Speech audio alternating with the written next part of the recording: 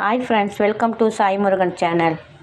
సింపుల్గా టేస్టీగా ఒక కప్పు గోధుమ పిండి, బనానా పెట్టి దవా స్వీట్ దోశ ఎలా చేయాలని చూపిస్తా. ఈవినింగ్ స్నాక్స్ రండి. ఫస్ట్ మిక్సీ జార్లో ఒక పెద్ద బనానా, పెద్దదైతే ఒకటి వేసుకోవాలి, చిన్నదైతే 2 వేసుకోవాలి. దాంట్లోనే ఒక కప్పు గోధుమ పిండి,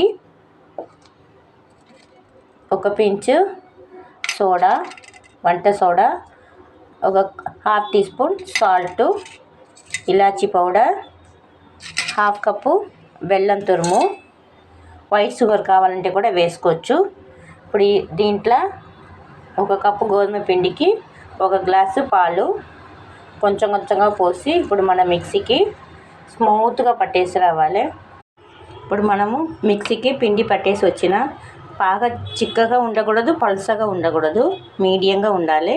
ఇప్పుడు దీంట్లో ఒక పించు పసుపు కలర్ కోసం, 1 టీ స్పూన్ నెయ్యి, వెన్న వేసుకుంటే బాగుంటుంది,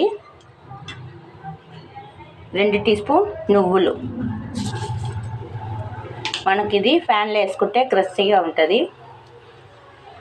ఇది ఒక 5 మినిట్స్ మాత్రం మూత పెట్టేస్తాం, మొత్తం అన్నీ కలిసిపోతుంది. ఆన్ చేసుకుని తవా పెట్టేసి మనకు పిండి నానినాయి కదా అవి తీసి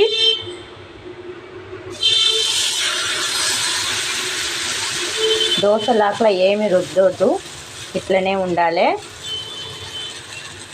స్టవ్ మొత్తం స్లోగానే ఉండాలి.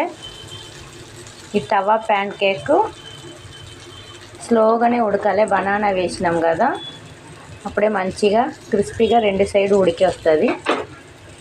చూడండి ఎంత బాగా ఉడికి వచ్చినాయి. పైన ఏమో క్రిస్పీగా, లోపల ఏమో మెత్తగా, టేస్ట్ అదిరిపోతుంది. మీరు కూడా ఇలానే ట్రై చేయండి. మీ పిల్లలు స్కూల్లోకి వెళ్ళి రాంగ ఇలా టేస్టీ అయిన తవా దోశ చేసిస్తే హాయిగా హ్యాపీగా తినేస్తారు. మీరు చేస్తూ ఉండాలి, సరిపోదు, అంత బాగుంటుంది. ట్రై చేయండి. ఎలా వచ్చిందో కామెంట్ బాక్స్లో కామెంట్ ఇవ్వండి.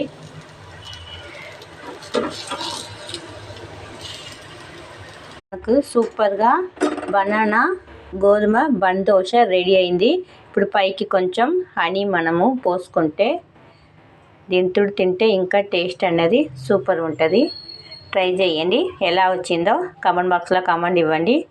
నెక్స్ట్ ఒక వీడియోలో చూద్దాం. బాయ్.